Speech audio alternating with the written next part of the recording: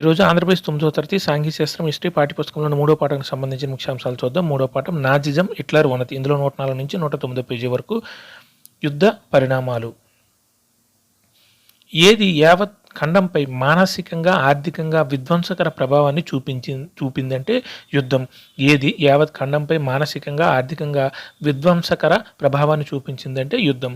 యుద్ధం ప్రభావంతో రుణదాతల ఖండంగా ఉండే ఐరోపా ఏ ఖండంగా మారిందంటే రుణగ్రస్తుల ఖండంగా మారింది. యుద్ధ ప్రభావంతో రుణదాతల ఖండంగా ఉండే ఐరోపా ఏ ఖండంగా మారిందంటే రుణగ్రస్తుల ఖండంగా మారింది. దురదృష్టవశాత్తు ఆవిర్భావ దశలో ఉన్న రిపబ్లిక్ జర్మనీ గత కాలపు ఎవరి పాపాలను మోయవలసి వచ్చిందంటే వీమర్ పాపాలను. దురదృష్టవశాత్తు ఆవిర్భావ దశలో ఉన్న రిపబ్లిక్ జర్మనీ గత కాలపు ఎవరి పాపాలను మోయవలసి వచ్చిందంటే వీమర్ పాపాలను మోయవలసి వచ్చింది. ఏది యుద్ధ అవమాన భారాన్ని జాతీయ అవహేళన భరించింది, నష్టపరిహారం భరించవలసి రావడంతో ఆర్థికంగాను కుంగిపోయిందంటే రిపబ్లిక్. ఏది యుద్ధ అవమాన భారాన్ని జాతీయ అవహేళనను భరించింది, నష్టపరిహారం భరించవలసి రావడంతో ఆర్థికంగాను కుంగిపోయింది రిపబ్లిక్. వీమర్ రిపబ్లిక్ ప్రధాన మద్దతుదారులైన సోషలిస్టులు, క్యాథలిక్లు, డెమోక్రాట్లు ఏ సమూహాల దాడులకు లక్ష్యంగా మారారు? సంప్రదాయవాదుల, జాతీయవాదుల సమూహాలకు. వీమర్ రిపబ్లిక్ ప్రధాన మద్దతుదారులైన సోషలిస్టులు, క్యాథలిక్లు, డెమోక్రాట్లు ఏ సమూహాల దాడులకు లక్ష్యంగా మారారంటే సంప్రదాయవాదులు, జాతీయవాదుల సమూహాలకి లక్ష్యంగా మారారు. వారిని ఏమని ఎగతాళిగా పిలిచేవారంటే వీళ్ళు నవంబర్ నేరస్తులని పిలిచేవారు సంప్రదాయవాదులు, జాతీయవాదులు. వారిని ఏమని ఎగతాళిగా పిలిచేవారంటే నవంబర్ నేరస్తులని పిలిచేవారు. ఈ విధమైన ఆలోచన ధోరణి ఎప్పటి ప్రారంభం నాటి రాజకీయ పరిణామాలపై చూపిన ప్రభావాన్ని ముందు ముందు తెలుసుకుంటాం. 1930 ప్రారంభం నాటి ఈ విధమైన ఆలోచన ధోరణి ఎప్పటి ప్రారంభం నాటి అంటే 1930 ప్రారంభం నాటి రాజకీయ పరిణామాలపై చూపిన ప్రభావాన్ని ముందు ముందు తెలుసుకోండి. ఈ ప్రభావం 1930 ప్రారంభం నాటికి ఆ రాజకీయాలపై ప్రభావం అనేది చూపించింది. ఏ యుద్ధం యూరోపియన్ సమాజము రాజకీయాలపై తీవ్ర ప్రభావం చూపించిందంటే మొదటి ప్రపంచ యుద్ధం. ఏ యుద్ధం యూరోపియన్ సమాజము రాజకీయాలపై తీవ్ర ప్రభావం చూపించిందంటే మొదటి ప్రపంచ యుద్ధం. ఎవరి సాధారణ పౌరుల కంటే ఉన్న స్థానం లభించిందంటే సైనికులకు. ఎవరికి సాధారణ పౌరుల కంటే ఉన్న స్థానం లభించిందంటే సైనికులకు.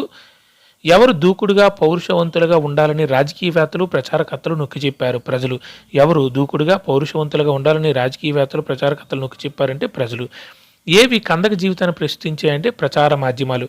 ఏవి కందక జీవితాన్ని అంటే కందకాలు నివేదించిన జీవితాన్ని ప్రస్తుతించాయంటే ప్రచార మాధ్యమాలు ప్రస్తుతించాయి.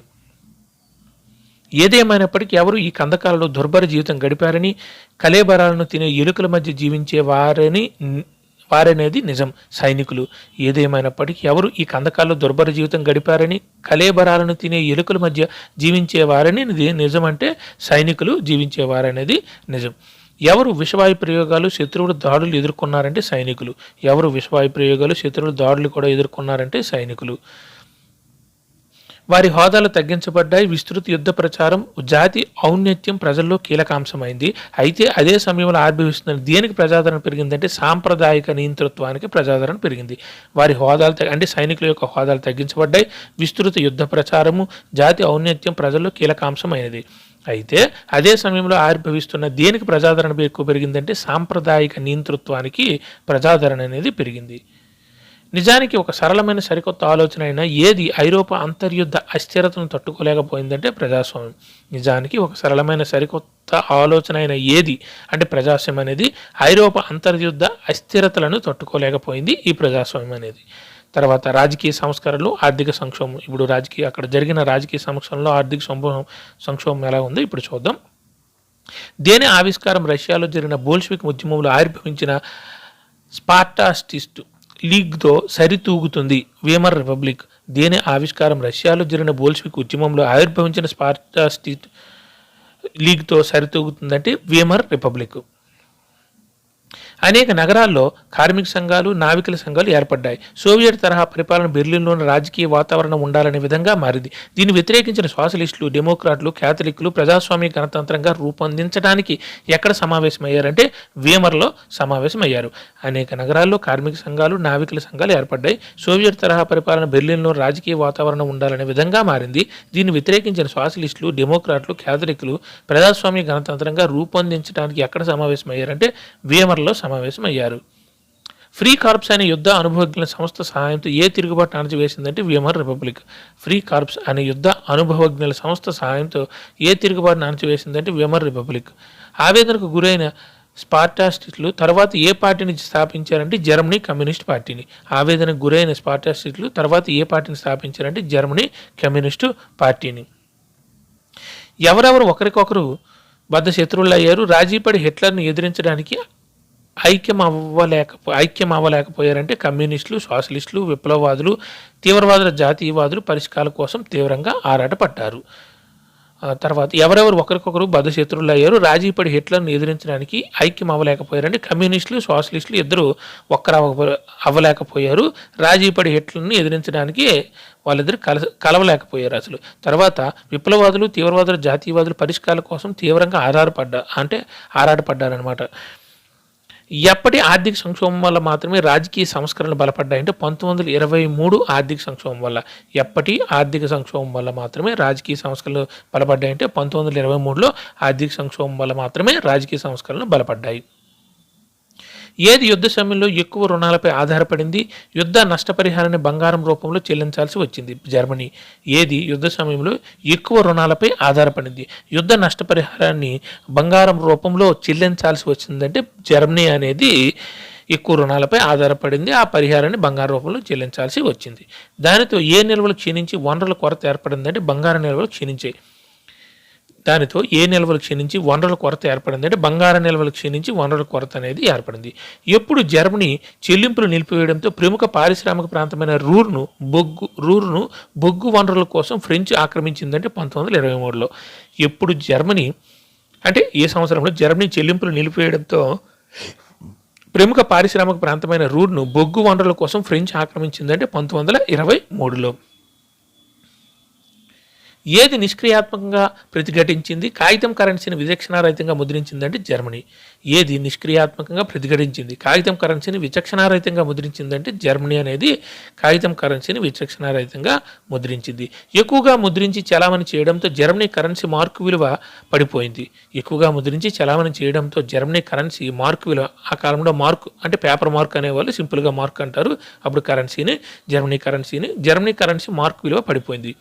అది ఎలా పడిపోయిందంటే ఏప్రిల్లో అమెరికన్ డాలర్ విలువ 24,000 మార్కులకు సమానం కాగా అమెరికన్ డాలర్ విలువ 24,000 మార్కులు.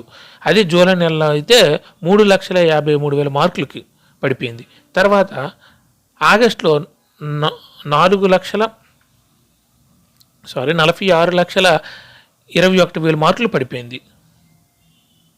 తర్వాత డిసెంబర్ నాటికి 98,860,000 మార్కులు.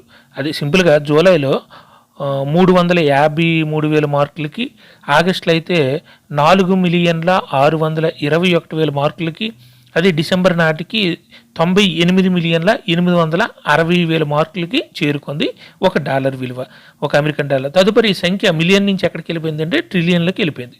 తర్వాత ఈ సంఖ్య అనేది మిలియన్ నుంచి ట్రిలియన్లోకి వెళ్ళిపోయింది. తర్వాత క్షీణించు అంటే తరిగిపోవడం, ఖాళీ